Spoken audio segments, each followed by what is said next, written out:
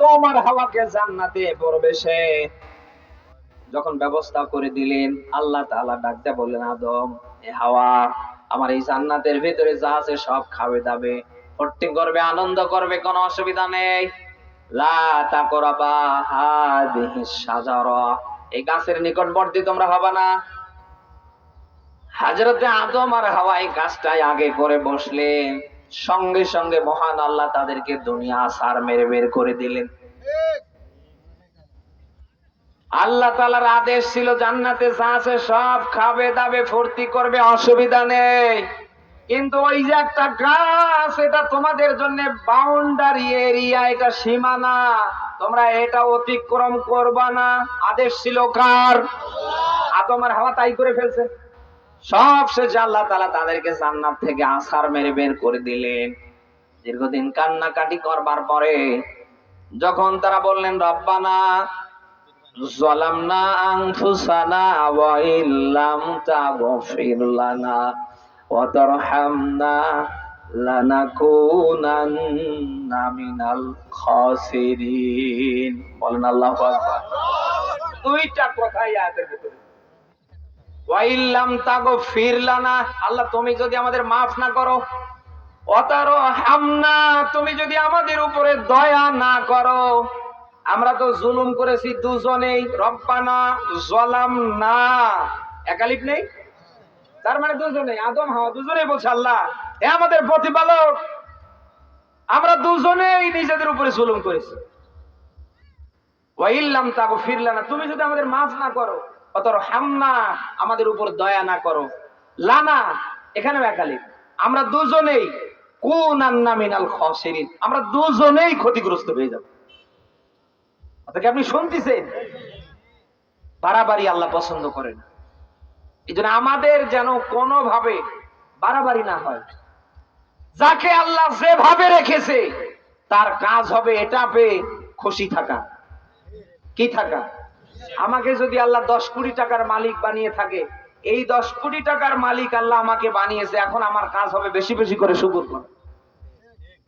মনে করেন আল্লাহ আমাকে 10 কোটি তো দূরের কথা, 10,000 টাকারও মালিক বানায়নি, কোন রকম হাত পা বডিটা ঠিক রেখেছে, এটা নিয়ে আমার আনন্দে থাকা।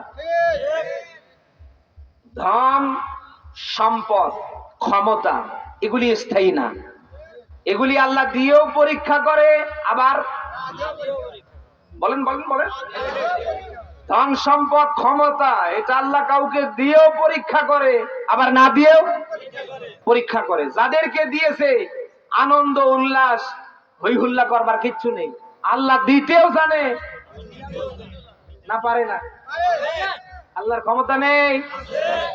যাদেরকে আল্লাহ কোটি কোটি টাকার মালিক বানিয়েছে, যাদের শত শত বিঘা জমি, বড় বড় ফ্ল্যাট, যারা মরে মরে করছেন, আনন্দ উল্লাস করবার কিচ্ছু নেই, ভাব দেখানোর কিচ্ছু নেই, আল্লাহ দিতেও জানে, তিনি নদীর একুল ভাঙ্গে অকুল করে, এই তো নদীর সকাল বেলার বাদশারে তুই ফকির সন্ধ্যাবেলা। এই জন্য আল্লাহ কাউকে দিয়েও পরীক্ষা করে, না দিয়েও পরীক্ষা করে।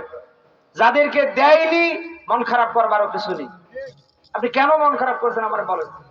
যাদেরকে দিয়েছে আপনার চেয়ে তাকান না, তারা 100তে 100 কষ্টে আছে।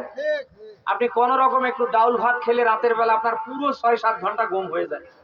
আর যে লোকগুলোর টাকা পয়সা দেখছেন, আপনি খোঁজ নিয়ে দেখেন, সপ্তাহের ভেতরে 3 দিনও ঠিকভাবে ঘুম হয়। এক একটাকে আল্লাহ ডায়াবেটিসের রোগী বানিয়েছে। এত খাবার, এত কিছু, শুধু দেখে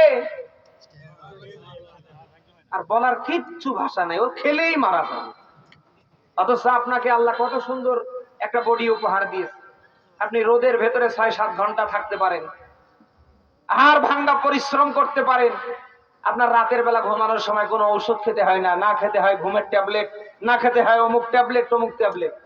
কত সুস্থতা দিয়ে আপনাকে আল্লাহ এখন পর্যন্ত সুস্থ রেখেছে। আপনাকে ওর মতো ধন সম্পদ দেয়নি, তাতে কি হয়েছে? আপনার এই বডিটা তো আল্লাহ সুস্থ রেখেছে। এই জন্য পৃথিবীর সকল সম্পদের সেরা সম্পদ হচ্ছে বানি আদমের সুস্থতা। আপনি যদি সুস্থ থাকেন, তামাম পৃথিবী একদিকে থাকলেও আপনার যে আল্লাহ সুস্থ রেখেছে এর তুলনা ওটা দিয়ে হতে পারে। এই জন্য যাকে যতটুকু সম্পদ নিয়ামত আল্লাহ দিয়েছে, তার কাজ হবে ততটুকুন পেয়ে আনন্দ করা, শুকুর করা। লম্বা করে একটা সেজদায় পড়ে যাও। আমরা তো সেজদা করতে চাই না। সেজদার দরকার আছে। আল্লাহর কাছাকাছি নিকটবর্তী হবার আমি কয়েকটা মাধ্যম পেয়েছি। তার ভিতরে সূরা আলাকের শেষ নাম্বার আয়াতে পেয়েছি অসজুদ অক্তারিফ। আল্লাহ বলছেন সেজদা দাও, আমার নিকটবর্তী হও। আল্লাহু আকবার। সেজদা দাও, কি করো? আমার নিকটবর্তী হও। সে সেজদাই তো আজ আমরা দিতে চাই না। আমাদের ঘন্টার পর ঘন্টা সময় হয়, অথচ মসজিদে গিয়ে বা বাসায় যখন আমরা সময় পাই 10 মিনিট লাগে না জোহরের নামাজ, আসরের নামাজ, মাগরিবের নামাজ, এশারের নামাজ পড়তে। এই সময়টুকু আমরা পারি না। না আমি খুব বানিয়ে বললাম? আল্লাহ বলছেন অসজুদ অক্তারিফ, বান্দা আমারে সেজদা দাও, আমার নিকটবর্তী হও। এজন্য আল্লাহর নিকটবর্তী হওয়ার দরকার আছে তো। আমরা সকলেই বেশি থেকে বেশি সেজদা করব। বিশেষ করে তাহাজ্জুদের নামাজ, এই নামাজটা আল্লাহর সাথে সম্পর্ক একেবারে মজবুত করে দেয়। কি করে বলেন? তাহাজ্জুদের নামাজ পড়ার অভ্যাস করবেন। পারলে 2 রাকাত করে 2 রাকাত করে শুরু করেন, 4 রাকাত করে পড়বেন। একটু অভ্যাস করেন। বুখারীর একটা হাদিস বলছি, প্রত্যেক রাতের 1/3 আল্লাহ তাআলা প্রথম আসমানে নেমে আসেন আর ডাক দেয়া বলেন, কে আসো? আমার বান্দা বান্দিগণের ভেতরে তোমরা আমার কাছে সাহায্য চাও। তোমাদের জীবনের কোন জায়গায় কি দরকার আমার কাছে হাত উঠাও। তুমি হাত উঠাতে দেরি, তোমারে আমি আল্লাহ দিতে দেরি না।